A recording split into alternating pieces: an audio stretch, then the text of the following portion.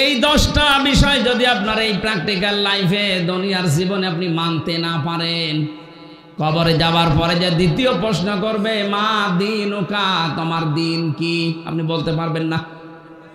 সুতরাং আমাদের সবার যেহেতু ওই কবরে যাওয়াই লাগবে, ওখানে যাবার আগে যেন এই যে প্রশ্নের জবাবটা আমরা দুনিয়ায় জোগাড় করে নিতে পারি। কথা বলেন না কেন? আজকে দিনের বেলায় যেখানে আলোচনায় ছিলেন জামালপুরে মেলান্দ, ওখানে আমি প্রথম প্রশ্নের জবাব হিসাবে 5টা অর্থ বলেছিলাম। আল্লাহর ফেরেশতারা যখনই আপনাকে বলবে আমার রব্বুকা, যদি বলেন আমার রব আল্লাহ, 5টা জিনিস সঙ্গে সঙ্গে জিজ্ঞাসা করবে। ওই 5টা যদি দুনিয়ায় কেউ মেনে নিতে পারে, ও কবরে বলতে পারবে রব্বি আল্লাহ, আমার রব আল্লাহ। আজকে দ্বিতীয় প্রশ্ন এখানে করছি, কালকে কুমিল্লায় আছে 3 নাম্বার প্রশ্নের উপরে কথা বলবো। মান হাজার রজুল, এই লোকটা কে ছিল? ওখানে প্রায় 17টা পয়েন্ট আছে, ওর উপরে কালকে আমি কুমিল্লায় আলোচনা করব। এখন আলোচনার বিষয় দিন শব্দটা যদি বলতে যায় যে দিন ওনাল ইসলাম, তাহলে কয়টা জিনিস মানা লাগবে? 10টা। বলেন, কালকে দুপুর বেলা ছিল 5টা, কিন্তু এখন ওটা তো রব ছিল, এখন দিন। আল্লাহ পাক বলেন কি হয়েছে তোমাদের? আমি যে দিন পাঠিয়েছি, আমার দিন বাদ দিয়ে কোন দিন তালাশ করো। তাহলে দিন শব্দের শাব্দিক অর্থ এই রাতের পরে যেটা আসবে ওই দিন। আরো জোরে বলেন। দিনের প্রধান অর্থ কোরআনে কারিমে আল্লাহ দিয়েছেন। দিনের প্রধান অর্থ হচ্ছে বিচার দিন। সূরা ফাতিহার 3 নম্বর আয়াতে প্রতিদিন এটা আমাদের মুখ দিয়ে আল্লাহ বের করে নিচ্ছে, মালিকি ইয়াউমিদ্দিন। জবান খুলে আয়াতটা একবার পড়েন, মালিকি ইয়াউমিদ্দিন।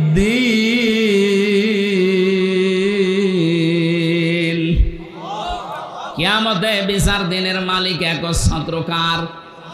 কেন আল্লাহ এই কথা প্রতিদিন আমাদের মুখ দিয়ে কমপক্ষে 17 বার বের করে নেয়? আপনি যদি কোনো নামাজ না পড়েন, শুধু ফরজ নামাজ পড়েন, তাও এটা 17 বার পড়া লাগে। কয়বার? প্রতিবারে সূরা ফাতিহা পড়া লাগে না? ফাতিহা পড়লেই তো 3 নম্বর আয়াত এটা চলে আসে, মালিকি। এই জবান খোলেন না কেন? মালিকি। যতবার পড়বেন প্রতিটি অক্ষরে 10টা করে নেকি জমা হয়ে যাবে আমলনামায়। জবান যাদের আছে আকাশ বাকাশ মুখরিত করে বলেন, মালিকি ইয়াউমিদ্দিন। তাহলে দিনের প্রথম অর্থ হচ্ছে বিচার দিন। কোন দিন? এই দিনকে আপনি কিভাবে বাস্তবে নিয়ে আসবেন? কোরআনে কারীম বিশ্ব নবীকে আল্লাহ আদেশ দিচ্ছেন প্রশ্নবোধক চিহ্ন দিয়ে, আরাআইতাল্লাযী ইউকাযযিবু বিদ্দীন। হে নবী, আপনি কি ওই মানুষগুলোকে দেখেছেন যারা কিয়ামতের দিন বিশ্বাস করে না? বিচার ব্যবস্থা যে একটা দিন আছে, 50 আলফা সানা মিম্মা তাউদ্দুন, যেটার বিশাল লম্বা 50,000 বছরের মতো লম্বা হবে এই দিনটা। আপনি কি ওই মানুষগুলোকে দেখেছেন যারা এই দিন বিশ্বাস করে না? নবীজি বলেন, কই, আমার তো সামনে পড়ে না। যাদেরই দেখি মনে হয় যে বিশাল, এত দিন মানা লোক। আল্লাহ পাক বলেন না, কয়েকটা গুণ আপনি দেখবেন, যদি দেখেন এগুলো তাদের চরিত্রের সাথে মিলে যাচ্ছে, তখন আপনাকে আমি বলে দিলাম ওই মানুষগুলো দিন বিশ্বাস করে না, কিয়ামত বিশেষ করে। ফাযালিকাল্লাযী ইয়াদউল ইয়াতীম। আল্লাহ পাক বলেন প্রথম দিনের বিশ্বাসী না, কিয়ামত বিশ্বাস করে না। মুখে বললেও ওদের অন্তরে বিশ্বাসটা নেই। তারা কারা? যারা এতিমের গলায় ধাক্কা দেয়, মিসকিনকে যারা খাবার দিতে চায় না। বলেন তো, এই যে 2টা গুণ বললাম বাংলাদেশে বহু মানুষের ভেতরে আছে, অথচ তারা মুখে কিন্তু বলে যে কিয়ামত বিশ্বাস করি। আপনি কিন্তু কবরের ভেতরে বলতে পারবেন না দিন ওনাল ইসলাম, আমার দিন ইসলাম বলতে পারবেন না, কারণ প্রথম নম্বর অর্থে আপনি ধরা খেয়ে যাচ্ছেন। কথা বলেন না কেন? আমি আশা করছি সহজ আপনি বুঝে ফেলেছেন। যাদের জীবনে এরকম আসবে চরিত্র যে এতিমের গলায় যারা ধাক্কা দেয়, এতিমকে খাবার দেয় না, মিসকিনকে খাবার তো দেয় না, খাবার দেওয়ার জন্য উৎসাহ যোগায় না, ওরা নামাজ পড়তে পারে, রোজা রাখতে পারে, বিশাল পর্দা করতে পারে, কিন্তু কিয়ামত বিশ্বাস করে না। কিয়ামত যদি কেউ বিশ্বাস না করে, ও কবরে যে 2 নম্বরে প্রশ্নের জবাবে দিনুন আল ইসলাম বলতে পারবে না। আমরা যেন ধরা না খাই, যেন আমাদের চরিত্র আজকেই পাল্টাবো। বিশেষ করে ইয়েতিম যারা, এই মানুষগুলো যে কত অসহায় দুনিয়াতে, এদের মনের ভেতরে একটা চাপা দুঃখ আছে। নবীজি বলেন, তামাম দুনিয়ায় যত এতিম, সব এতিমের সর্দার আল্লাহ আমাকে বানিয়ে দিয়েছিলেন। এতিম সে কি, বাবা মা না থাকলে কি হয় এটা তো আমি জানি। আমার জীবনে এরকম গেছে, মানুষ ওপরের গাছে ওঠার পরে নিচে যখন ডাল ভেঙে পড়ে গেছে, যেই ডালটায় ধরে ওইটাই ভাঙে, যেটা ধরে ওইটাই ভাঙে। আমি জন্মের আগ থেকে শুরু করে যেই ডাল ধরেছি, একটা ডাল কেউ শক্ত পাইনি, প্রতিটা ভেঙে ভেঙে আমি নিচে পড়ে গেছি। জন্মের আগে আমার বাবাকে আমি হারিয়ে ফেলেছি, জন্মের পরে আমার মাকে কিছুদিনের ভেতরে হারালাম। আমার দায়িত্বে ছিল আমার দাদা, তাকেও হারিয়ে ফেলেছি 8 বছরে। এরপর একটা চাচা পেয়েছিলাম, তাকেও আমি হারিয়ে ফেললাম। যতগুলো ডাল আমি ধরলাম, একটা ডালও আমি ঠিক মতো ধরতে পারিনি, ধরলেই ভেঙে যায়। এতিম যারা আছেন দুনিয়াতে, আপনি শুকরিয়া আদায় করবেন কিয়ামতের দিন। বিশ্বনবী নিজে বলবেন, আমি এতিম ছিলাম, আসো আমার কাছে। এজন্য এতিম যারা আছেন, এই মানুষগুলো কারা এতিম আছেন হাত তোলেন তো। এই আপনি বুড়ো মানুষ, কিসের এতিম? না, এতিমই তো বোঝে না। ও পেকে একেবারে ঝুনো হয়ে গেছে, আরো বলছে আমি এতিম। আরে ভাই, আপনি যদি এতিম হন, তো বাংলাদেশে এতিম নেই কোনটা? এই যে কিছু কিছু মানুষ দেখতাম যারা দুজন বোন পালিয়ে গেছে, ওরা কথা বলার আগে বলতো আমাদের কেউ নেই, কেউ নেই, আমরা এতিম না। এটা মিথ্যা কথা। এতিম তো হবে শিশু বয়সে, যাদের বাবা মা হারিয়ে যায়, যাদের বাবা মা মারা যায় ছোট বয়সে। ছোট বলতে এখানে 1 থেকে সর্বোচ্চ 15 বছর হতে পারে। এই 15 বছরের আগে যাদের বাবা মা মারা গেছে, এদেরকে আপনি এতিম হিসাবে গণ্য করতে পারেন। আপনার বয়স এখন 70 বছর, আপনি কিসের এতিম? আপনি এতিম, আপনি বুড়ো এতিম না। এটা শুধু না, আসল এতিম হচ্ছে তারা, এই পৃথিবীর ময়দানে সব চাইতে বড় এতিম তারা, যারা মানুষের আন্ডারে কাজ করে। এই বাংলাদেশে যত মানুষ আমরা কাজ করে খাই, আমাদের উপরে যারা দায়িত্বে আছে, তাদের কাছে আমরা এতিম। এইটাই আসল এতিম। এদের খাবার দাবার যেটা, এদের বেতন বোনাস ভাতা যেটা, এটা যেন বন্ধ না হয়। আজ কত মানুষ এই যে গাজীপুরে, আসলে আজ যে ফ্যাক্টরিগুলো আছে, গার্মেন্টসগুলো আছে, উপরে যারা দায়িত্বে আছেন, প্রত্যেকের কাছে নিচে যারা কাজ করছে লেবার, তারা কি? আরো জোরে বলেন। এই মানুষগুলো সব তো আপনার কাছে এতিম। সেই রংপুরের কুড়িগ্রাম, লালমনিরহাট, ওই সে রমারি রাজীবপুরে এলাকা থেকে মেয়েরা অসহায় ওই সমস্ত জায়গায় আসে। ওরা এই দুর্বলতার সুযোগ নিয়ে অনেক অফিসার পর্যন্ত তাদের চরিত্র হরণ করে। না না, আপনি এতিমের সাথে এটা করলেন। ও তো এতিম হয়ে এসেছে, ওর মা বাবা নেই, অসহায়, আর আপনি সুযোগের সন্ধান করে আপনি তার জীবনটা তছনছ করে দিলেন। শয়তান আপনাকে যে খেল দেখিয়েছিল, এটা ঘোর কেটে গেলে তখন টের পাবেন যে কি করেছিলাম। এটা রেকর্ড হচ্ছে, ওদের কানেও যাবে কাল। সুতরাং দায়িত্বে যারা আছেন, অধীনস্থ মানুষদের প্রতি এমন আচরণ করবেন, আপনি চেয়ার থেকে চলে গেলে যেন ওরা কান্নাকাটি করে। আমি বহু এসপিকে বিদায় নেওয়ার সময় কনস্টেবলকে কানতে দেখেছি। এমনও এসপি পেয়েছি কুষ্টিয়ায়, বিদায় নেওয়ার সময় কনস্টেবলরা পেছনে কানের কাছে মুখ নিয়ে বলছে, শালা যাচ্ছে ভালো হচ্ছে। কি করলেন আপনি বলেন?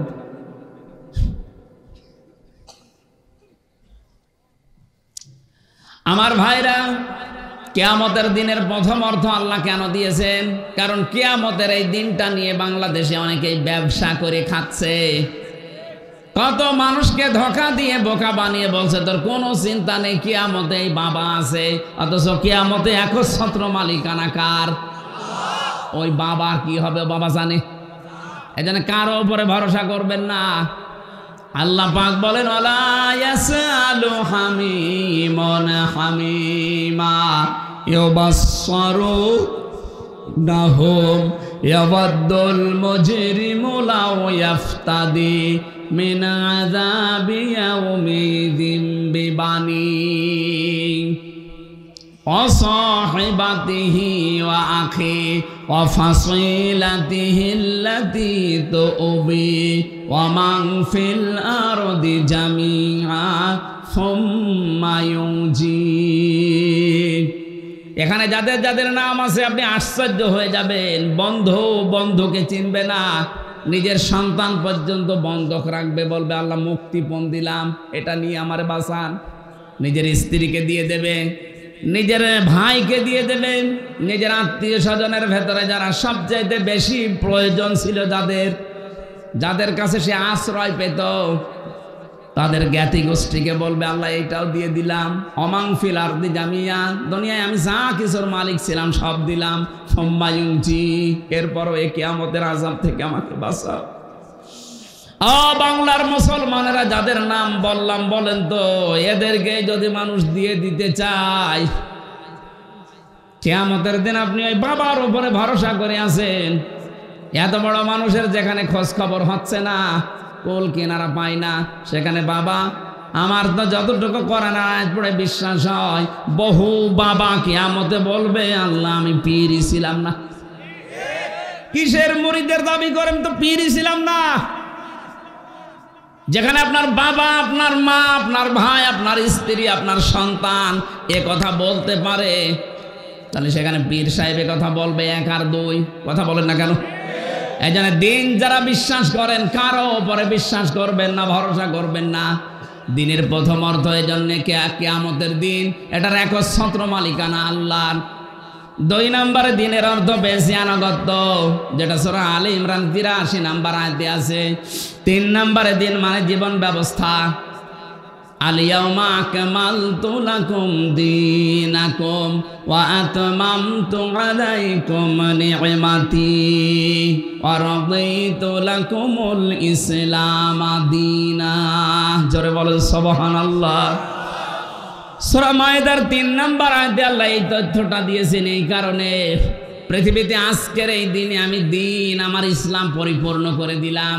কিয়ামত পর্যন্ত ইসলামের ভেতরে নতুন করে কিছু দেওয়া লাগবে না, আর ইসলাম থেকে কিয়ামতের আগে কিছু বাদও দেওয়া যাবে না। আজ যারা ইসলামের ভেতরে নতুন নতুন নিয়ম নীতি প্রবেশ করিয়েছেন, দরবারের নামে, জিকিরের নামে, ইবাদতের নামে, এক কথা বলছেন এখানে, এগুলো দিন নয়। আল্লাহর নবী বলেছেন যে মানুষগুলো ইসলামে নতুন কিছু প্রবেশ করাবে, ওটা যদি আমি রাসূল কর্তৃক সাপোর্ট করা না হয়, ওটা পরিত্যাজ্য, ফাহুয়া রদ্দুন। অথচ আজ বাংলাদেশে এই ভেজালটাই বেশি, আসল ইসলাম নেই, সব বানানো ইসলাম। বিশ্বের মুসলিম দেশগুলোর দিকে তাকান তো, কোনো জায়গায় আপনি পীর এই শব্দটা পাবেন কিনা? শুধু এটা বাংলাদেশ আর ভারত আর পাকিস্তানে পাওয়া যায়। কথা বলে না কেন? ইসলাম যেখান থেকে এসেছে ওই দেশে পীর শব্দটা আমি পাইনি। যে মদিনা থেকে ইসলাম এসেছে ওখানে যান তো, কোনো পীরের অস্তিত্ব পান কিনা? কথা বলেন না কেন? আপনি পীরের কাছে যেতে আমি নিষেধ করছি না, কিন্তু উস্তাদ হিসাবে যাবেন শিক্ষা নেওয়ার জন্য, যেটা জানেন না ইসলামের শেখার জন্য, তাছাড়া অন্য কোনো উদ্দেশ্য যাওয়া জায়েজ নেই। এমন জায়গায় যাওয়া যাবে না যে নিজে জানে না। এই যে নজিবুল মশর মাইজ ভান্ডারী নামে এক শয়তান পীরের নাম নিয়ে চলতো, কথা বলেন, এই শয়তান এবং চাঁদপুরের একজন, সেও একটা পীরের নাম নিয়ে চলতো। এরা দুইজন মিলে কোরআনের পাখি সাইদি সাহেবের নামে ধর্ষণ মামলা দিয়েছিল। এত কিছুর বিচার হচ্ছে, দেশের জনতা দেখছে, এই দুই শয়তান কোথায় আছে, এদেরকে খুঁজে বের করা হোক। মিথ্যা মামলা দিয়ে যারা মানুষের জীবন শেষ করে দেয়, তাদেরকেও এখন এই শাস্তির আওতায় আনতে চায়। কোরআনের পাখি এতদিন বেঁচে থাকলে আমার তো মনে হয় এখন এই ময়দানে তিনি আসতেন। যদিও কথা ওইভাবে বলতে পারতেন না, কিন্তু কোরআনে কারিমের একটা কথা হলো আমাদেরকে শোনাতেন। আমি জীবিত থাকতে একদিন মাত্র দেখতে পেয়েছিলাম, একদিন 10 মিনিটের জন্য আমার কাছে ছিল। তার যে কথাবার্তারা এখনো পর্যন্ত, যে ইমানের যে শক্তি, আপনি ধর্ষণ মামলা দিলেন, নিজে নিজেই পরবর্তীতে এই নজিবুল বশর মাঝ ভান্ডারি বলতো আমি যা করেছি বিএনপি জামাত আমারে ছাড়বে না, তাহলে নিজে নিজে স্বীকার করছে। ওর জন্য আর কিছু লাগবে না, ধরে জনতার সামনে ছেড়ে দেন, ওরে নিয়ে শিক্ষা হোক। বাংলাদেশে কোনো আলেমের বিরুদ্ধে মিথ্যা যেন কেউ তহমত দিতে না পারে। এই কালা মানিক, শামসুদ্দিন চৌধুরী মানিক, ওনাকে বিচারপতি, ওই রকম মানুষ বিচারপতি হলে বিচার ব্যবস্থা ধ্বংস হয়ে যাবে। ওই শয়তান আলেমদের টার্গেট করে করে লিস্ট করেছিল 116 জন, আমিও ছিলাম। আল্লাহ পাক উল্টিয়ে ওর লিস্ট করেছে, ওরে কলার পাতা শুয়েছে, ওর বিসি উড়ে গেছে, সংসার করার কাজ শেষ। গত বর্ষদিন দেখলাম আদালতে এসেছে, ও শয়তানের চেহারার দিকে তাকালে মনে হচ্ছে একটা শয়তান। আলেমদের বর্দ আছে, কত গ্যারান্টি কাজে লাগে এটা তার নিজে প্রমাণে। কালামানি কথা বলেন না কেন? সাইদি সাহেব বলেছিল আমাকে যারা এভাবে অপমান করতে পারে আল্লাহ তুমি একটা কেউ ছাড়বা না। যারা যারা কাজ করেছে ডাইরেক্ট ইনডাইরেক্ট প্রত্যেককে আল্লাহ অপমান করেছে। এখনো যারা অপমান হয়নি আমরা চাই জাতির সামনে তাদেরকেও ন্যাংটা করা হোক।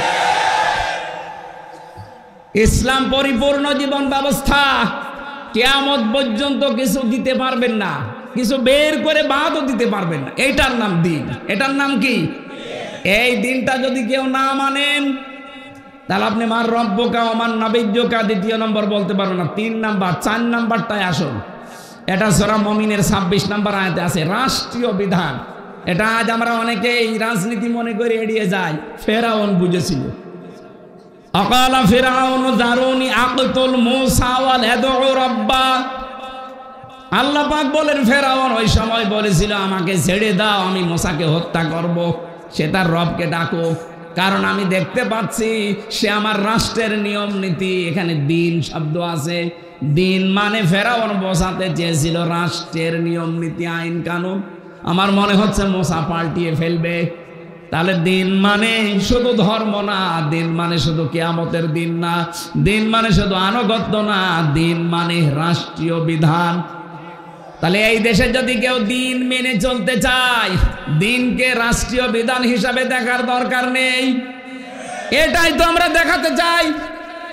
আপনার চাইতে কোরআন আমি বুঝেছি, এই জন্যই তো দিন মানে রাষ্ট্রীয় বিধান নিয়ে যেতে চাই। এটা আজ যারা মানতে চান না,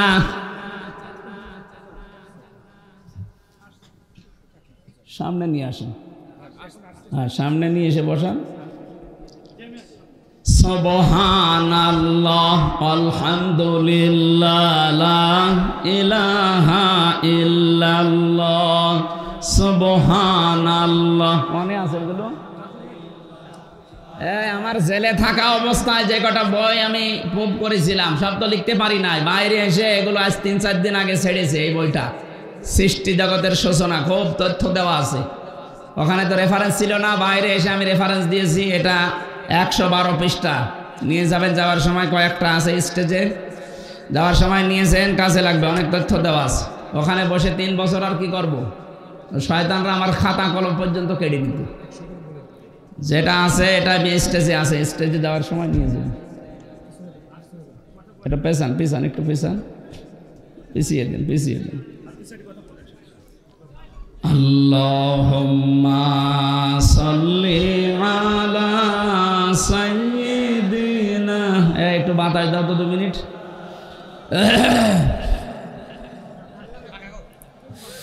ওয়ালালি সাইয়্যিদিনা মাওলানা মুহাম্মদ। জরে জরে বড়ি দরুদ হে মুমিন বসিয়া, আমাদের দরুদ শোনেন নবীজি রওজা পাকে শুইয়া। আল্লাহুম্মা সাল্লি আলা মাওলানা মুহাম্মদ সাইয়্যিদিনা মাওলানা মুহাম্মদ। আমার ভাইরা 5 নাম্বার, ঠিক আছে এখন না, পরে শেষ করি আগে। 5 নাম্বারটায় পেয়েছিলাম দিন শব্দের অর্থ হচ্ছে স্থায়ী শান্তি। দিন মানে শুধু শান্তির শব্দ আল্লাহ দেয়নি, স্থায়ী শান্তি। কোরআনে কারিমে সূরা শূরার 13 নম্বর আয়াতে আল্লাহ এই তথ্যটা দিয়েছেন, শারআ লাকুম মিনাদ-দীনি মা ওয়াসসা বিহি নূহা ওয়াল্লাযী আওহাইনা ইলাইকা ওয়া মা ওয়াসাইনা বিহি ইব্রাহিম ওয়া মূসা ওয়া ঈসা আন আকিমুদ-দীন ওয়া লা তাতাফাররাকু ফীহি। আয়াতের ভেতরে যতগুলো তথ্য আছে সব যাতে গুরুত্বপূর্ণ এই শেষের শব্দটা একটু ভালো করে শোনেন। আল্লাহ বলেন আমি নির্ধারিত করে দিলাম, শারআ লাকুম তোমাদের সবার জন্য আমি ফায়সালা করে দিলাম, সিদ্ধান্ত নিয়ে নিলাম, লিখে দিলাম, সই করে দিলাম, স্বাক্ষর করলাম। কি সেটা? তোমাদের জন্য আমি দিনকে লিখে দিয়েছি। কোন দিন? হযরত নূহ আলাইহিস সালামের প্রতি যেটা দিয়েছিলাম, হে নবী আপনাকে ইব্রাহিম, মূসা, ঈসা, এই যে বড় বড় নবীদের নাম নিলাম কেন? এদের প্রতি আমার একই আদেশ ছিল, যাই করো দুনিয়াতে আমার দিন কায়েম করো। এটা আমি বানালাম। বলেন আনাকিমুদ্দিন, দিন কায়েম করেন, এটা বলেছিলেন নবীদেরকে আল্লাহ। সব বড় বড় নবীর নাম। ওয়ালা তাতাফাররাকু ফি, এ বিষয়ে কোনো মত পার্থক্য করবা না। বাংলাদেশের দিকে তাকান, হয়তো ছোটখাটো বিষয় নিয়ে আমাদের মত পার্থক্য থাকবে, এটা থাকতেই পারে, কিন্তু দিন কায়েম করা লাগবে। এ বিষয়ে কোনো ফতোয়াবাজি করলে সে কাফির। এরপরের আয়াতে আল্লাহ শব্দটা দিয়েছেন, কাবুরা আলাল মুশরিকিনা মা তাদউহুম ইলাই। আল্লাহ পাক বলেন এই দিন কায়েমের কথা বললে সবচাইতে বেশি খারাপ লাগবে যারা মুশরিক তাদের। এক কথা বলে না কেন? আজ বাংলাদেশ জামাত ইসলামী এই কথাটা বললে আপনি জামাত বলে চালিয়ে দেন, চরমনাই পীর এই কথা বললে চরমনার মুরিদ বলে চালিয়ে দেন। আরে ভাই, এটা তো আপনারও কাজ, এটা নবীদের কাজ যদি হতে পারে, তা আপনি কি নবীদের উপরে? আপনি তাকাবেন দুনিয়ার নবীদের দিকে, যত নবী আল্লাহ পাঠিয়েছিলেন, হ্যাঁ প্রত্যেকটা নবীর শরীয়তে কম বেশি কিছু বিধান ছিল। কোন নবীর শরীয়তে হয়তো নামাজ ছিল, কোন নবীর শরীয়তে রোজা ছিল না, কোন নবীর শরীয়তে রোজা ছিল নামাজ ছিল না, এরকম নিয়ম নীতি কম বেশি পেয়েছি। কিন্তু প্রতিটি নবীর শরীয়তে এইটা ছিল যে দিন কায়েম করা লাগবে। আর এইটা শুনলে মন খারাপ করবে বেশি মুসলমানেরা। কারা? কাবুরা আলাল মুশরিকিনা মা তাদউহুম ইলাই। হে নবী আপনি যেদিকে ডাকছেন মানুষকে যে দিন কায়েম করো, এটা শুনলে সবচাইতে বেশি খারাপ লাগবে, মনে কষ্ট লাগবে মুশরিকদের। বাংলাদেশে তো 4 ভাগ অমুসলিম আছে, 96% মুসলমানের দেশে কথা বলতে গেলে যাদের রাগ হয় এরাও এক প্রকার মুশরিক। নবীজি জীবনে মাত্র 8 বছর রোজা করেছিলেন। কয় বছর? বলেন বলেন। মাত্র 8টা বছর রোজা রেখেছিলেন জীবনে। 8 বছরের ভেতরে 2টা ফরজ রোজা তিনি বাদ দিয়ে দিয়েছেন এই দিন কায়েমের জন্য। 17ই রমজান বদরের যুদ্ধ, আর 18ই রমজান মক্কা বিজয়ের দিন। 2টা রোজা তিনি বাদ দিয়ে দিলেন। 17 ওয়াক্ত ফরজ নামাজ তিনি বাদ দিয়ে দিয়েছিলেন, কাজা করেছিলেন পরে। সম্মানিত ভাইরা, আমি যে তথ্যগুলো নিয়ে এসেছিলাম 6 নম্বরে পেয়েছি ইবাদত, এটা সূরা রুমের 30 নম্বর আয়াতে ব্যাখ্যা আছে। 7 নম্বরে মুখ ফিরানো, সূরা নিসার 45 নম্বর আয়াতের ব্যাখ্যা আছে।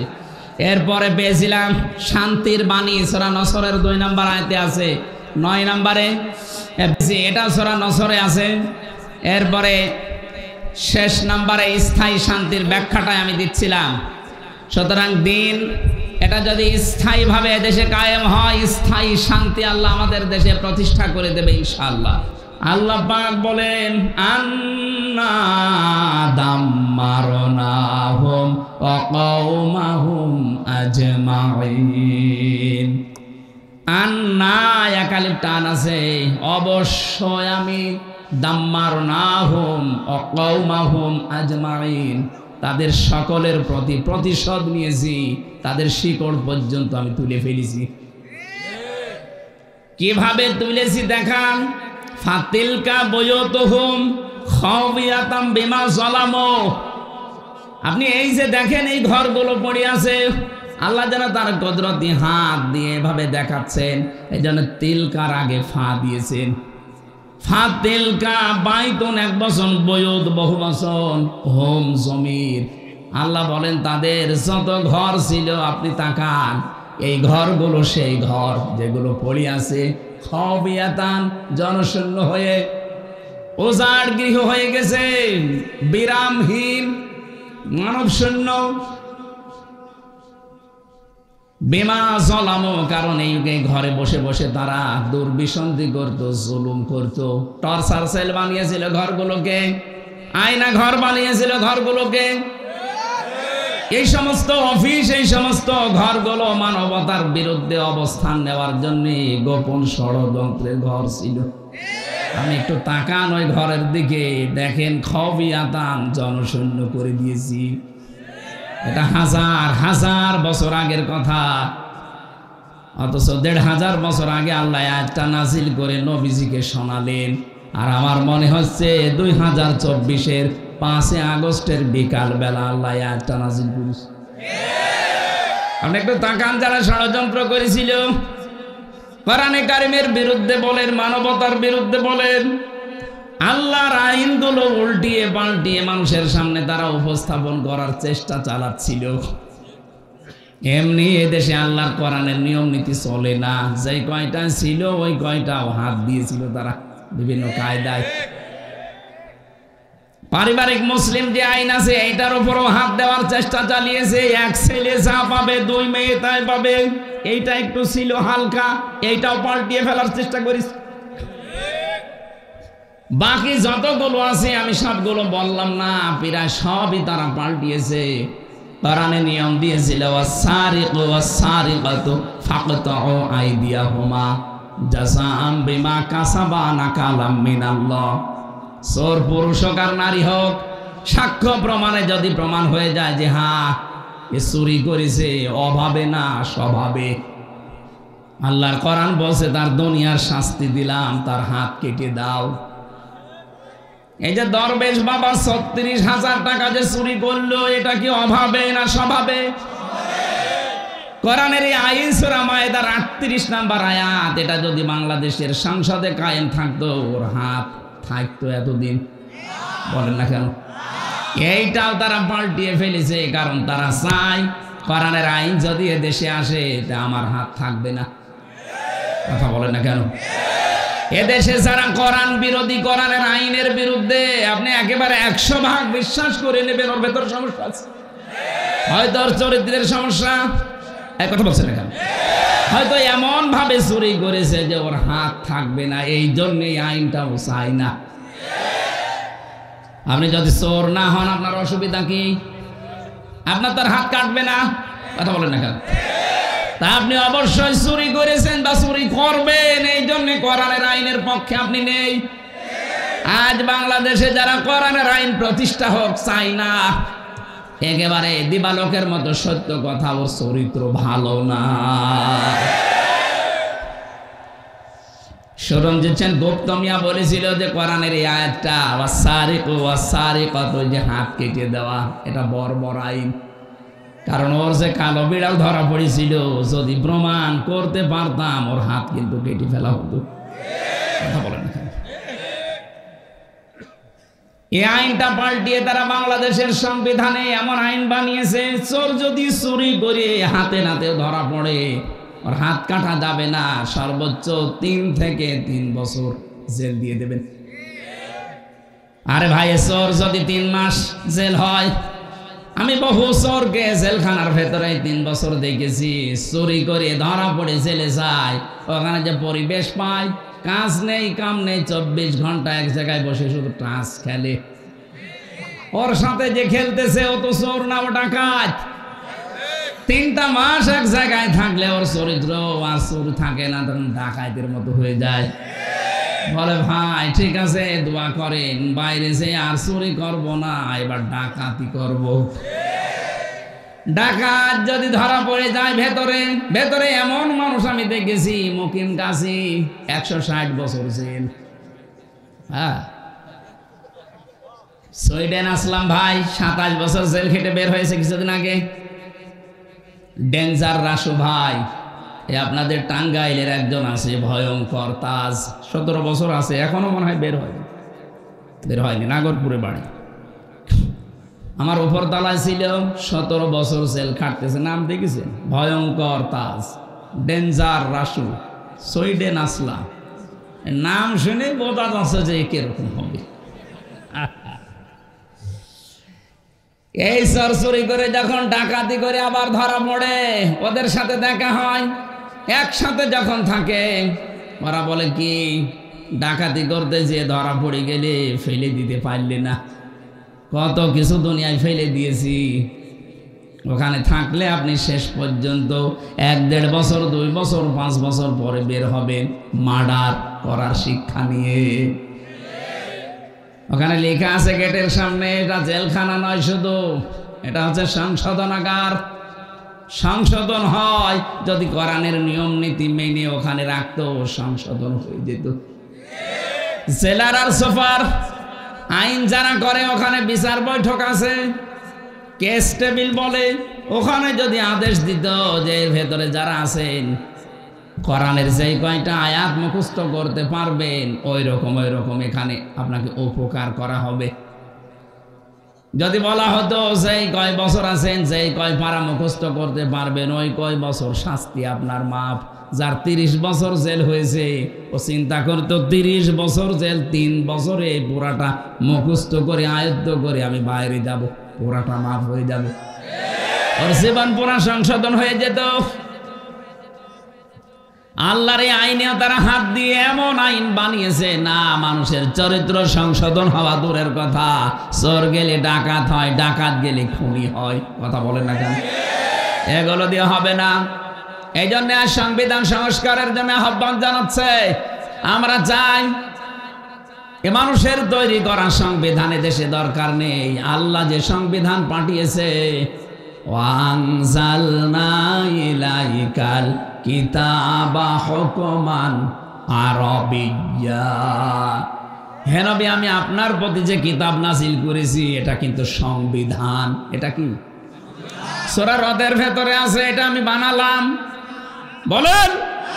আর সংবিধান সংস্কারের জন্য মানুষকে আহ্বান জানাচ্ছে প্রধান উপদেষ্টা। আমরা চাচ্ছি দেশের আলেমদেরকে নিয়ে যান। কোরআনে কারিমে 73টা ধারা আছে। সূরা ফুরকান, ফুরকান মানে সংবিধান। ফুরকান মানে কি? সত্য মিথ্যার পার্থক্যকারী সংবিধান এটা। এখানে 73টা 74টা ধারা দেওয়া আছে। এই 74টা ধারা যদি বাংলাদেশের সংবিধান হয়ে যায়, আল্লাহর নবী যেমন বলেছিলেন খায়রুল কুরুনি করনি, আমার যুগ শ্রেষ্ঠ যুগ, বাংলাদেশে এই অনুসাহেব বলবে আমার দেশ শ্রেষ্ঠ দেশ। এটা 53 বছরে তো আমরা দেখি নাই। এই 53 বছরে কত মানুষ তো নিজের মন মতো করে চালিয়েছে। বাবা চালিয়েছিল, মানুষ দুর্ভিক্ষে মরে গেছে। এটা আমি বানালাম। যারা মুরব্বী আছে জিজ্ঞাসা করেন, বাবা যখন চালিয়েছে ওই সময় শুনেছি। আমার তো 33 বছর, আমি জানি না, আমি শুনেছি। আমার দাদা বলতো ওই সময় মানুষ দুর্ভিক্ষেও মরে গেছে। কথা বলেন না কেন? এরপরে স্বামী চালিয়েছিল, কারো স্বামী না কাঙ্ক্ষিত মানে শান্তি দিতে পারেননি। চাচা চালিয়েছিল, জোর করে 9 বছর জেল হয়েছে, 10 বছর। ভাবি চালিয়েছে, ববু চালিয়ে গেল, যা হয়েছে দেখলাম। এখন শুধু বাকি আছে আল্লাহর কোরআন দিয়ে দেশটা চললে কেমন দেখা যায়। আমাদের জীবনের বড় আশা, বড় আকাঙ্ক্ষা, তামান্না, আল্লাহ বহু কিছু দুনিয়াতে তুমি আমাদেরকে দেখিয়েছো। তোমার কালাম দিলে 56,000 বর্গ মাইল চললে কেমন দেখা যায়, এটা একটু দেখার তৌফিক দিও। এটা আমরা চাই না? কারা চান দেখি? লিল্লাহে তাকবীর।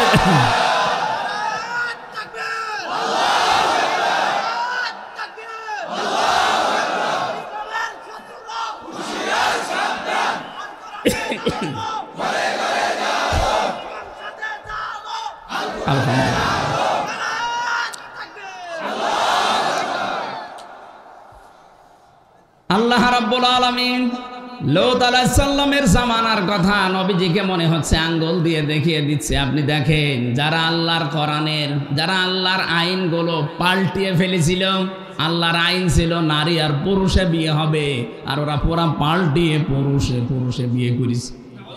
কথা বলে না কেন? আজ বাংলাদেশে আল্লাহর কোরআনের আইন আছে 500, কয়শো? একটা আইন দেশে চলে না। যে কয়টা হালকা পাতলা চলতো সেগুলো পাল্টিয়ে ফেলার চেষ্টা অনেকে করছিল। আল্লাহ পাক আমার মনে হয় লূত আলাইহিস সালামের জামানার মতো নিয়ম নীতি দেখিয়েছেন। আমি আয়াতটা পড়ার পরে 2024-এর 5 আগস্ট মিলিয়েছি। ফাতিলকা বুয়ুতুহুম খাবিয়াতাম বিমা যালামু ইন্না ফি যালিকা লায়াতাল লিকাওমিন ইয়ালামুন। হে নবী, এই দেশে ঘরগুলো আপনি একটু দেখেন না কেন জনমানব শূন্য হয়ে আছে, জনশূন্য হয়ে গেছে। এটা জুলুমের কারণে। এই আয়াতটা কত বাস্তব, আপনি কুষ্টিয়ার হানিফ সাহেবের বাড়ির দিকে তাকান। 2024 সালের 5 আগস্টের বিকাল 5টা বাজতে ইট পর্যন্ত জনগণ খুলে নিয়ে চলে গেছে, অথচ ওখানে বসে আলেমদের বিরুদ্ধে ষড়যন্ত্র করত। কথা বলেন না কেন? তার সারসেল বানিয়েছিল, ওর বিরুদ্ধে কথা বললে তারে ধরে নিয়ে রাতের বেলা পিটাতো মাটির নিচে। আমি নিজে ওই ঘর তার পরের দিন 6 তারিখে দেখতে গিয়েছিলাম, যে দেখি আমার মনে হচ্ছে একদিনে আল্লাহ লূত নবীর জামানার মতো বানিয়ে ফেলেছে। খাবিয়াতান শব্দটা ওখানে দেখেছি। ওখানে কিছু কিছু মানুষ যারা দেখতে যায় বলছে, হুজুর এই ঘরটাকে আমাদের মনে হয় এখন জাতীয় টয়লেট বানালে ভালো হয়। কেন বলছে? কেন? আল্লাহ যে বলেছিল খাবিয়াতাম বিমা যালামু, তাদের জুলুমের কারণে আমি আল্লাহ জনশূন্য করে দেব। পায়খানায় মানুষ থাকে গিয়ে? বলেন। এই জন্য মানুষের মুখ দিয়ে এখন এটা বের হচ্ছে। শুধু এইটাই না, সারা বাংলাদেশের 630টা থানা আছে। এই 630টা থানায় যারা জালেম ছিল তাদের বাড়ি ঘর আমার মনে হয় আল্লাহ পাক তার বান্দা বান্দীদের হাতে সব উজাড় করে দিয়েছে। এখান থেকে যদি আগামী যারা চেয়ারে বসবে, এরা যদি শিক্ষা না নেয়, 5 বছরের ব্যবধানে তাদেরও বাড়ি উজাড় গৃহ হবে। শিক্ষা দিলাম, আগামীতে কেউ যেন স্বৈরাচার না হয়, আগামীতে কেউ যেন ফ্যাসিস্ট না হয়, আগামীতে কেউ যেন এরকম জনগণের উপরে জুলুম অত্যাচার নির্যাতন না করে, কেউ যেন এই পৃথিবীতে আর আয়না ঘর না বানায়। কথা বলেন। আপনি শুধু নাম শুনছেন, আমি 10টা দিন ছিলাম। কি অবস্থা, মানুষ কত কষ্টে ওখানে আছে। এত বড় বড় নখ হয়ে গেছে মানুষের, চুল দাড়ি গোপ মনে হচ্ছে জঙ্গল থেকে বেরিয়ে আসতেছে। জঙ্গলি মানুষেরও এত বড় বড় দাড়ি গোপ চুল হয় না, এত বড় নখ হয় না। কেউ আছে 8 বছর 10 বছর 14 বছরের মানুষও আছে। আমরা যেখানে ছিলাম ওই জায়গায় আমি পেয়েছি 2 বছর 7 বছর পর্যন্ত পড়ে আছে, কেউ জানে না। ওটা তো তাও একেবারে ঢাকার মেন জায়গায়। আর আর্মিরা যেটা চালাতে হয়েছে, কামরুল কি আহসান নাকি নাম জানো, জিয়াউল আহসান, এরা যেটার দায়িত্বে ছিল ওটা তো আরো ভয়ঙ্কর। এত বড় বড় আঙ্গুল দিয়ে কেউ খুশিয়ে খুশিয়ে দেওয়ালের সাথে লিখেছে যে ভাই যদি বাইরে যেতে পারেন এই নাম্বারে একটু জানাবেন যে আমি বেঁচে আছি।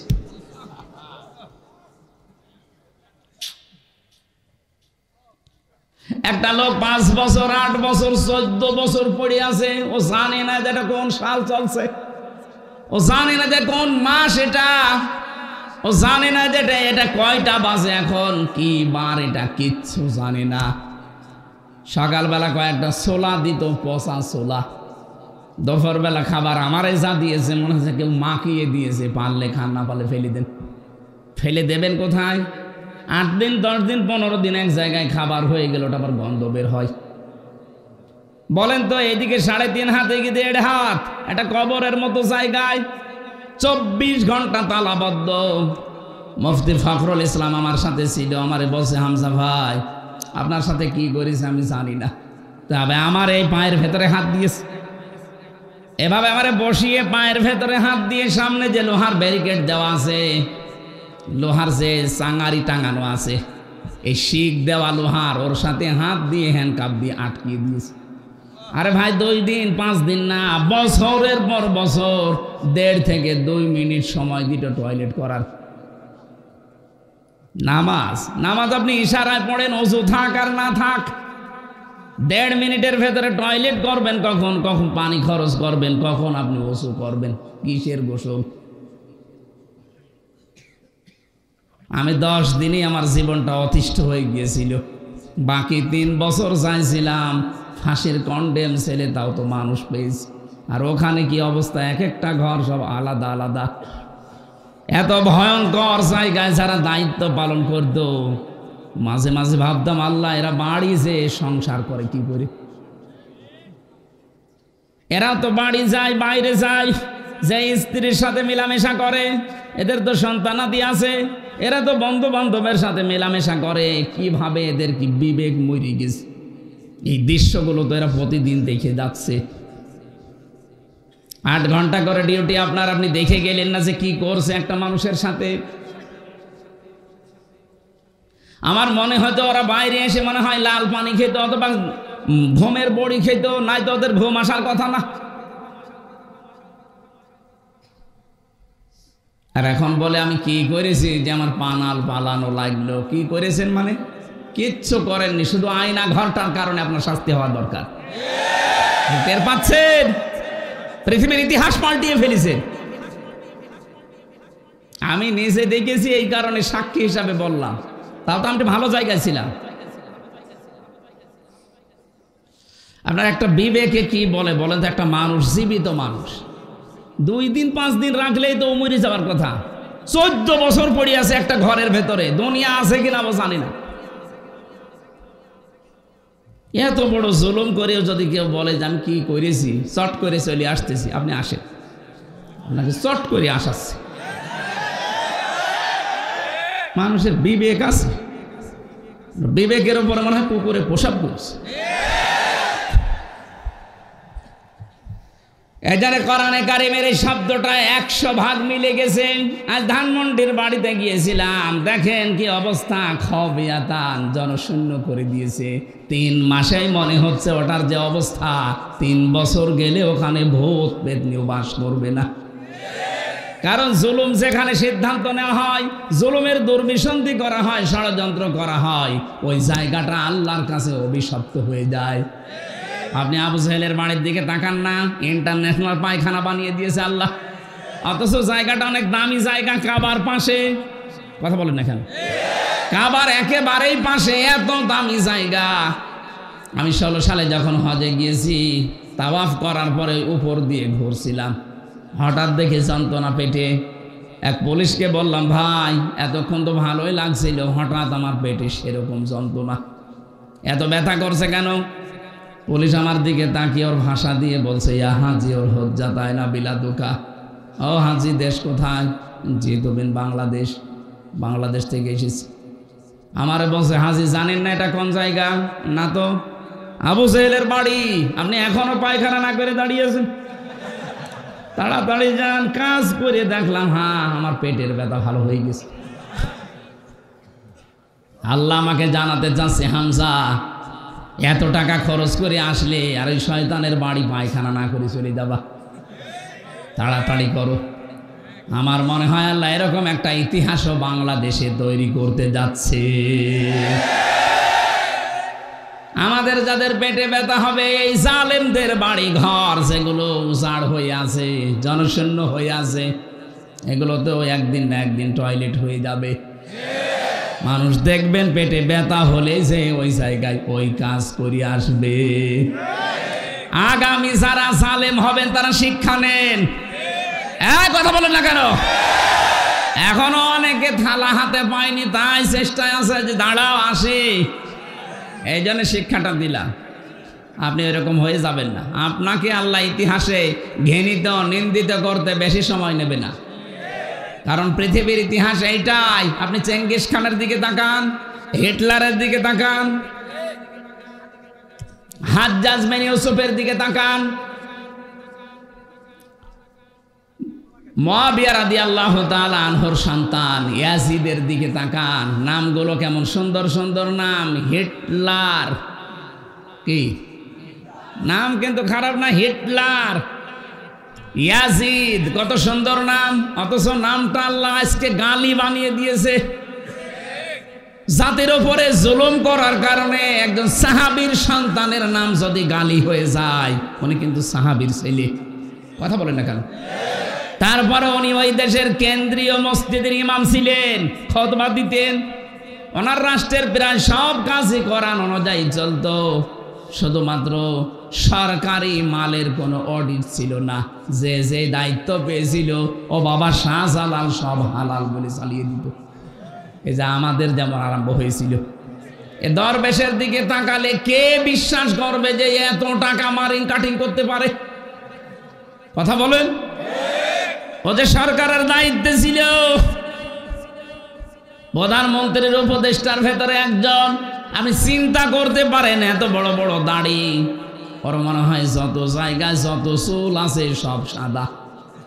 এক কথা বলছেন এখন, মাথা থেকে শুরু করে পা পর্যন্ত প্রায় সবই সাদা। যেগুলো সাদা নেই সেগুলো সাদা পোশাক পরতো। এত সাদা ধবধবে মানুষ, অথচ এখন বের হচ্ছে সে নাকি অন্যের বউ নিয়ে আল্লাহর রাস্তায় চলে গেছে।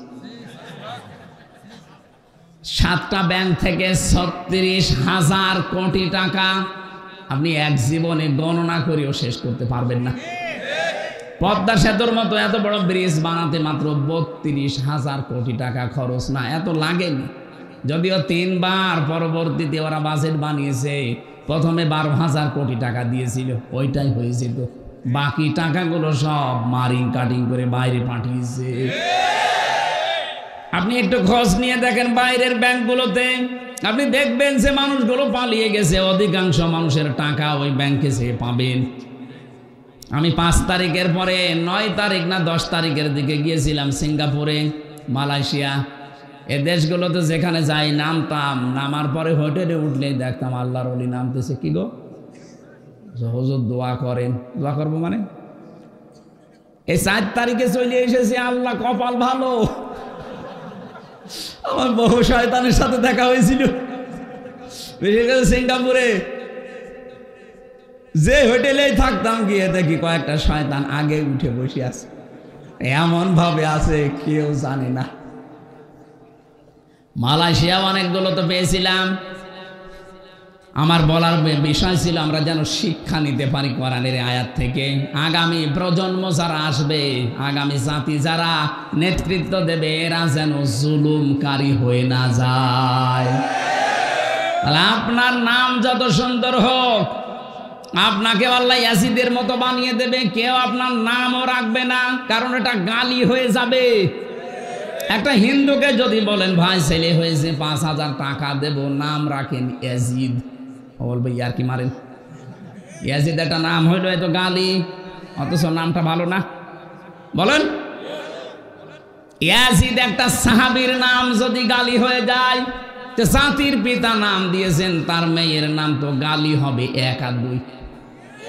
আমার মনে হয় এখনই বাংলাদেশে যে অবস্থা, কেউ আর ওই নাম ঘৃণা করে মুখেও নিতে চাচ্ছে না।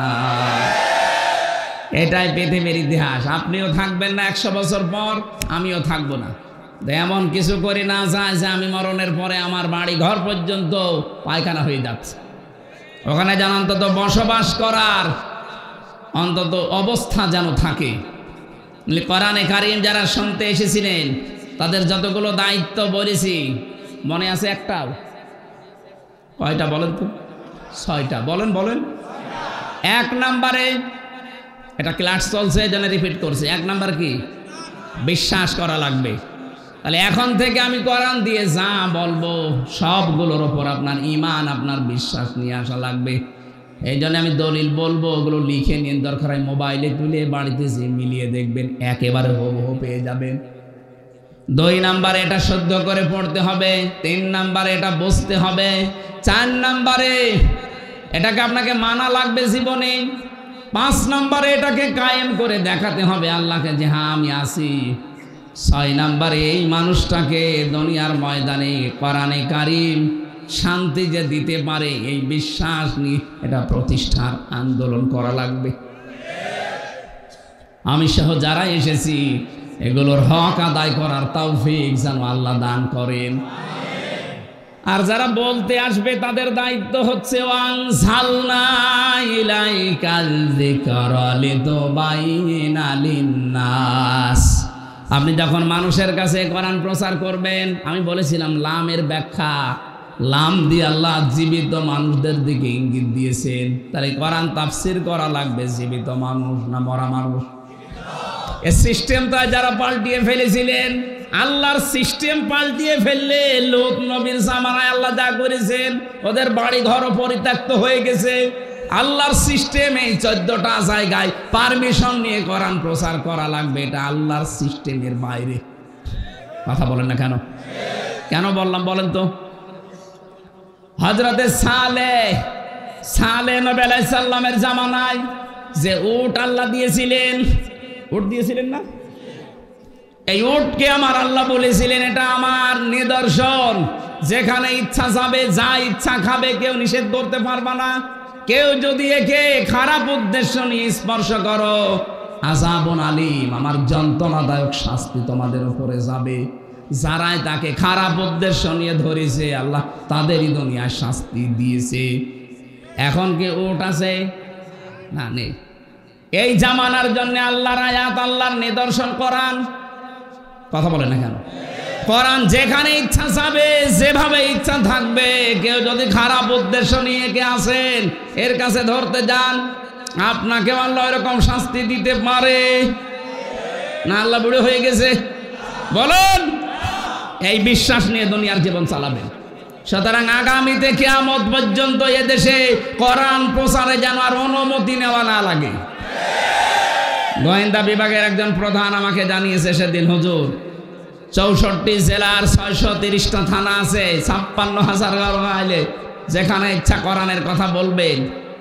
যেই ফোর্সে বলা দরকার আল্লাহ জানিয়েছে ওই ফোর্সে বলবে, কোনো বাধা নেই। কেউ যদি অনুমতি নেওয়ার কথা বলে আমার একটু জানাবেন, ও ঠ্যাং ভেঙে ফেলবে।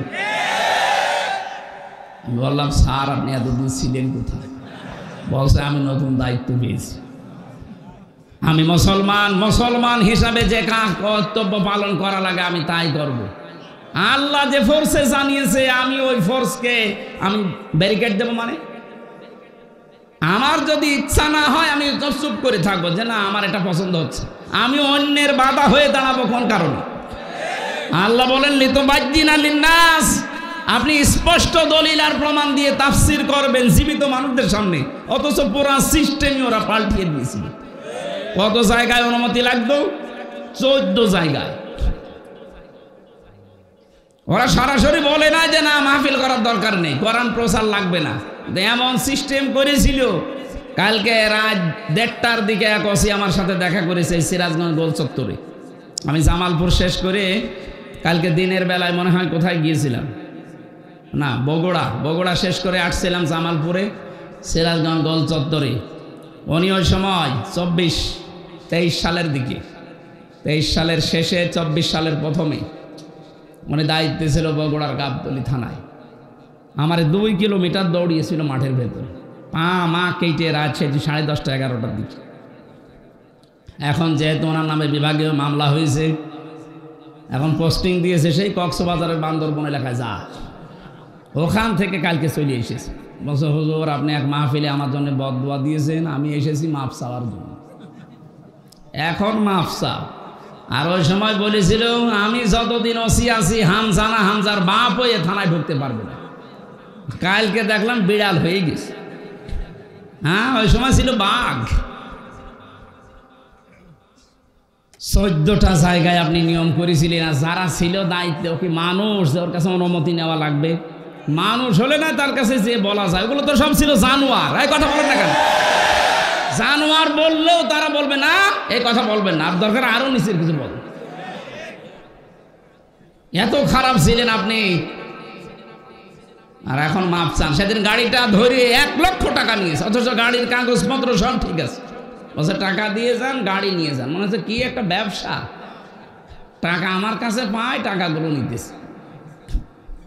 আমার সাথে মাওলানা আব্দুল বারি ছিল, তার কাছ থেকে শুনলাম 1,13,000 টাকা নিয়েছে। এখন উনি কালকে দেখা হয়ে বলছে টাকা ফেরত দেন, মাপ চেয়ে নেন।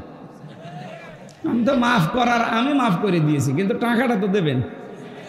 টাকা দিয়ে আপনি মাপ চেয়ে নেন। এখানে সূক্ষ্ম একটা কথা বলছি, বাংলাদেশে বহু মানুষ এই 15.5 বছরে যারা জুলুম, অত্যাচার, নির্যাতন, আয়নাঘর, গুম, খুন, মানুষের কাছে চাঁদাবাজি, মিথ্যা মামলা দিয়ে হয়রানি করে তার জীবনটা নষ্ট করা, এরকম অপরাধ যারা করেছেন, অনেকে মনে করছে আস্তাগফিরুল্লাহ পড়লেই মাফ হয়ে যাবে। না, আপনি অপরাধ করেছেন, যার কাছে স্বীকার করবেন তার কাছে। আর স্বীকার করার নিয়ম হচ্ছে তার কাছে যাওয়ার পরে যদি বলেন ভাই 15.5 বছর আপনার ব্যবসা করতে দেয়নি, আমি চাঁদাবাজি করেছিলাম আপনার কাছে, আমি প্রভাব খাটিয়েছিলাম, মিথ্যা মামলা দিয়েছিলাম, মিথ্যা সাক্ষী দিয়েছিলাম, এরকম বহু কিছু আমার দ্বারা হয়েছে, আপনি আমারে মাফ করে দিন। উনি যদি বলে মাফ করতে পারি, এই 15.5 বছরে আমার যে ক্ষতি হয়েছে ওই ক্ষতিপূরণ দিন। আপনাকে ওই ক্ষতিপূরণ দেওয়া লাগবে। আমারটা যেমন 3 বছরে প্রায় 30 লাখের উপরে টাকা আমার বাবার কাছ থেকে নিয়েছি।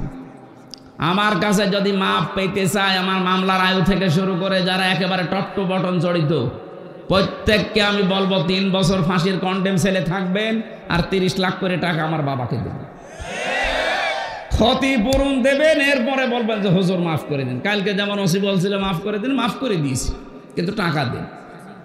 এক কথা বলছেন এখানে। এই তাওবা যদি বাংলাদেশে চালু হয়ে যায়, আমরা বহু মুসলিম মানুষ অন্তত একটু মাজা খাড়া করে দাঁড়াতে পারবো। আর সামনে যারা চেয়ারে বসবে ওরা বলবে না দরকার নেই, ওই একতলা আছে, একতলায় থাকা, দোতলা করতে যেহেতু আরেকজন একটা মারিং কাটিং করা লাগবে। এক কথা বলেন না কেন? তখন এই ভয়তে বন্ধ হয়ে যাবে। আমরা চাই আন্তর্জাতিক অপরাধ ট্রাইব্যুনাল যেটা গঠন হয়েছে, খুব তাড়াতাড়ি অপরাধীদের যারে তালিকা হয়েছে, মামলা হচ্ছে, এদের তাড়াতাড়ি করে বিচার করে দুনিয়াতে রায় দেন, আগামী প্রজন্ম দেখে শিক্ষা নেবে। আর যদি ফাঁক ফকর দিয়ে মাপ পেয়ে যায়, আগামী যারা আসবে চেয়ারে ওরা ডবল জালেম হবে। আমরা আমাদের ভবিষ্যৎ প্রজন্মকে শান্ত, নির্মল, স্বচ্ছ, নিরাপত্তা, এরকম একটা শান্তি, স্বস্তি, নিরাপত্তার পরিবেশ উপহার দেওয়ার জন্য এই বিচার তাড়াতাড়ি দেখতে চাই। আপনি যদি বানানো বিচার করে, বানানো ট্রাইব্যুনাল বানিয়ে যদি ভালো ভালো মানুষকে হত্যা করতে পারেন, আপনি যে হত্যা করছেন এর একেবারে সরাসরি প্রমাণ এখন হাজার মানুষের কাছে আছে। আলেমদের বিচার করতেন আমরা দেখেছি, সাক্ষী এমন মানুষ 75 সালে জন্ম নিয়েছে, 71 সালে সাক্ষী দিয়েছে। আমাকে বানিয়ে বললাম, এমন বহু মামলা আমি নিজে পেয়েছি, আমারটাও নিজে আন্দাজে মামলা দিয়েছি। সন্ত্রাস বিরোধী আইনে মামলা দিয়েছে আমি নাকি আনসারুল্লাহ বাংলা টিমের সদস্য, অথচ না আমি জীবনে আমি জানি না আনসারুল্লাহ কি, ওসব জানি না। আন্দাজে এই যে মিথ্যা মামলা দিয়ে জীবনটা নষ্ট করে দিলেন। 3টা বছর কি কষ্ট দিয়েছেন, 24 ঘন্টা আমার তালাবদ্ধ করে রাখতেন। যাই করেছেন আমি মাফ করে দেব, কিন্তু আমার মতো এরকম কিছু আপনাকে পাওয়া লাগবে। এক কথা বলেন না কেন? আপনারা বিচার করেছিলেন সাক্ষী বানিয়ে বানিয়ে নিয়ে, কারণ আমার নিজেকে নিয়ে বলছে 50টা মামলা দেব যদি 10 লাখ টাকা না দেন। মামলা কি আপনার কাছে আছে? না, আমরা বানাবো। কি দেশে বাস করতাম দেখেছি, মনে হচ্ছে ওরা টাকা কামাই করা মেশিন ধরিস। শুধু আমি একা, এরকম বহু মানুষ দেশে ছিল না? যাদের এরকম করেছেন তাদের কাছে মাপ চান। তারা যদি বলে ক্ষতিপূরণ দেওয়া লাগবে, ক্ষতিপূরণ দেন। যার যা ক্ষতি করেছেন আপনি তো জানেন, ক্ষতিপূরণ দেন। এরপরে বলে আস্তাগফিরুল্লাহ। এক ওসি পেয়েছিলাম জেলখানায়, আমার কাছে এসে বলছে হুজুর আমার এই তাওবাটা একটু দেখেন তো কিভাবে। বলছে আমি যখন ওসি ছিলাম ওই সময় আমার লোকজন নিয়ে রাত 12টার পরে ভোট কাটা আরম্ভ করলাম। ফজর পর্যন্ত এই কাজ করার পর বাক্সগুলো সব জমা দিয়ে দিলাম। পরে ফজরের আজান দিলে গোসল করলাম, ওযু করার পর 2 রাকাত নামাজ পড়ে বললাম আস্তাগফিরুল্লাহ। হুজুর আমার এই তাওবা হয়েছে, এই তাওবা হয়েছে। আমি বললাম না, তাওবা হয়নি, এটা ইয়ার কি হয়েছে। আপনি কি আল্লাহর কাছে অপরাধ করেছেন যে আস্তাগফিরুল্লাহ পড়ছেন? আপনি তো অপরাধ করেছেন হামজার কাছে। আমার মতো 3.5 লাখ 4 লাখ হামজা লাগে একটা এমপি বানাতে, এক কথা বলেন না কেন? আর আপনি সব রায় বাদ দিয়ে নিজে নিজে রায় দিয়ে আপনি এমপি বানিয়ে দিলেন, দিনের ভোট রাতে করে ফেললেন, এক কথা বলেন না কেন? আপনার মাফ হবে এই 3.5 থেকে 4 লাখ হামজার কাছে যেয়ে বলা লাগবে। কিন্তু ভয়ঙ্কর বিষয়, আপনি যাদের কাছে বলবেন, আপনি তো জেলে পড়ে আছেন কয় বছর, 1 বছরে অনেক হামজা দুনিয়া থেকে বিদায় দিয়েছে, তাদের কাছে আপনি মাফ চাবেন কি করে? তার মানে আপনার মাফ নেই। এরকম যে বহু মানুষের মাফ হবে না এদেশে নেই। আগামীতে যারা আসবেন তারাও চিন্তা ভাবনা করবেন, কারণ বহু মানুষ কিন্তু প্রতিদিন মারা যাচ্ছে, আপনি কিন্তু মাফ চাইতে পারবেন না। এই জন্য সুষ্ঠুভাবে এদেশে আবার মানুষের হাতে আসুক, আবার যেন অবৈধ কোনো কায়দায় কেউ না বসে পড়ে। এক কথা বলেন না কেন? ফাঁক ফকর দিয়ে চলে যাবেন না, চিন্তা ভাবনা করে যেগুলো আছে 15.5 বছরের জঞ্জাল, এগুলো সব দূর করে ওই জায়গায় ভালো ভালো মানুষকে দেন। এই জন্য একটা শান্ত নির্মল একটা সুষ্ঠু পরিবেশ দরকার। যারা দায়িত্বে আছেন সম্মানজনক একটা সময় নিয়ে সংস্কার করে খুব তাড়াতাড়ি নির্বাচনের মাধ্যমে নির্বাচিত প্রতিনিধির হাতে দেশটা তুলে দিন। নাই তো এই যে ষড়যন্ত্র বাইরে চলছে, এখন ওরা 2 বোন মিলে পালিয়েছে, ওনারা এখন এই সুর বানাচ্ছে মানুষের কাছে, বিশ্বের মোড়লদের কাছে শোনাচ্ছে যে আমরা নির্বাচিত ছিলাম, আমাদেরকে উৎখাত করা হয়েছে। এত বড় ডাহা মিথ্যা কথা একটা হাসি মানুষ বলতে পারবেন? সে 5 হোক আর যাই হোক, হ্যাঁ হস তো করিস। এত বড় ডাহা মিথ্যা কথা আপনি বলেন কি করি? একটা ঘোড়াকে যদি জিজ্ঞাসা করেন, ঘোড়া পর্যন্ত হাসবে, বলে এই 15.5 বছরে নির্বাচন হয়েছে। কিসের নির্বাচন? কথা বলেন না কেন? 15.5 বছরে নির্বাচনই হয়নি, আর আপনি এখন মিথ্যা ছড়াচ্ছেন যে আমি নির্বাচিত ছিলাম। আশা করছি আগামীতে একটা হাসি মানুষ হয়ে এত বড় মিথ্যা কথা আর বলবেন না। আর এই ষড়যন্ত্র থেকে বাঁচতে হলে ডক্টর মোহাম্মদ ইউনূস আপনি খুব তাড়াতাড়ি সম্মানজনক সময় নিয়ে যত জায়গা আছে তাড়াতাড়ি পাল্টান। 1628টা চেয়ার ছিল এই দেশে, প্রত্যেকটা ছিল জালেম, প্রত্যেকটা পাল্টান। এক কথা বলেন না কেন? প্রত্যেকটা চেয়ার পাল্টিয়ে নতুন মানুষ এখানে বৈষম্যের শিকার হয়ে যারা ছিল তাদেরকে নিয়ে আসেন। এই যে নাটোরের এসপি সাহেবকে দিয়েছে, 15.5 বছরে লোকটা বৈষম্যের শিকার হয়েছিল, আজকে দায়িত্ব পেয়েছে। এরকম মানুষকে আপনি নিয়ে এসে এতদিন যারা জুলমের শিকার ছিল, বৈষম্যের শিকার ছিল, তাদেরকে নিয়ে এসে তাদের জায়গা মতো বসান। দেখবেন এই জায়গাগুলো যদি 1628টা চেয়ার হযরত ওমরের মতো মন মানসিকতা সম্পন্ন মানুষ বসতে পারে, এই দেশ একটা মিনি জান্নাত হয়ে যাবে। কথা বলেন না কেন? আমরা এইটাই তো চাচ্ছি, নাকি নাকি যারা আছে এরাই এখন তড়িঘড়ি করে নির্বাচন দিয়ে দিক, আবার দিনের ভোট রাতে হয়ে যাক? না, কখনো এটা হতে দেওয়া যাবে না। আল্লাহ আমাদেরকে বুঝদান করুন। সুতরাং আমরা জীবিত মানুষদের সামনে এখন কোরআন প্রচার করতে চাই, যেন কোনো বাধা আর কিয়ামতের আগে দেশে না আসে। আমার তো দায়িত্ব এখন স্পষ্টভাবে বলা, আর আপনার দায়িত্ব কি? বলা আল্লাহুম ইয়াতাফাক্কারুন। এই কথাগুলো শোনার পরে বাড়ি যেয়ে চিন্তা ভাবনা করবেন।